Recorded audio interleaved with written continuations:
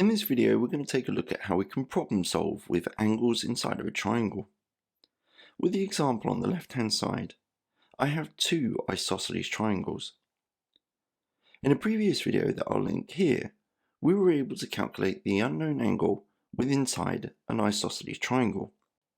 With the example on the left-hand side, I need to be able to calculate y, and y is within an isosceles triangle. Alongside this, I have another where I know one angle. In order to problem solve to find out what y is, I'm going to begin by trying to write down as many of the angles I can work out, using some basic angle facts. I can see that because I've got the dashes on these two sides, this angle is 42, and so is this one. I can work out the third angle inside of this triangle because all angles add up to 180 degrees.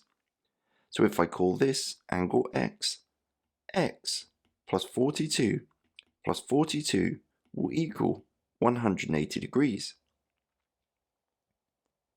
X plus 84 is equal to 180, and this means, subtracting 84 from both sides, x is equal to 96. So now knowing that x is equal to 96, I can now work out what this angle is that I'll call z.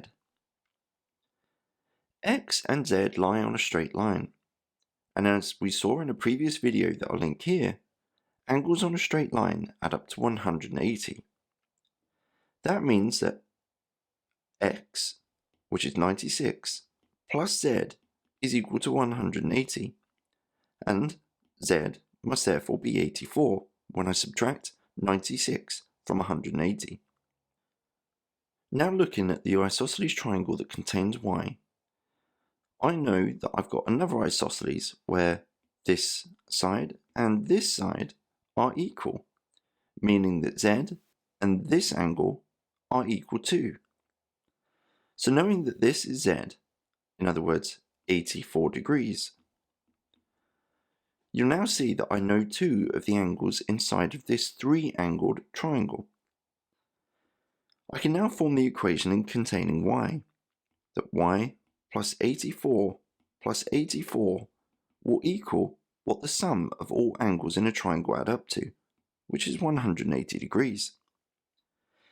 Y plus 168 will equal 180, and therefore we can arrive at the answer that y must equal 12.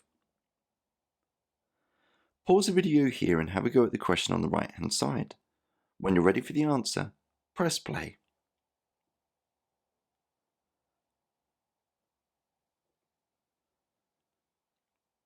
So same thing again. With the example on the right hand side, I want to be able to try and work out as many angles as I can.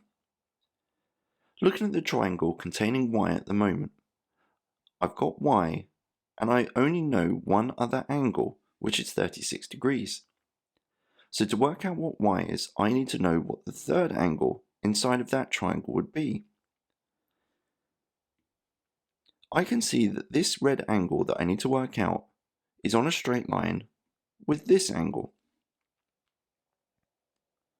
This angle is at the base of an isosceles, where this side and this side are equal, which means that the two base angles in this triangle will be equal too. If I called each of these two angles x, I can create an equation to find out what x is equal to. That x plus 42 will equal 180 degrees, the angle sum inside of a triangle.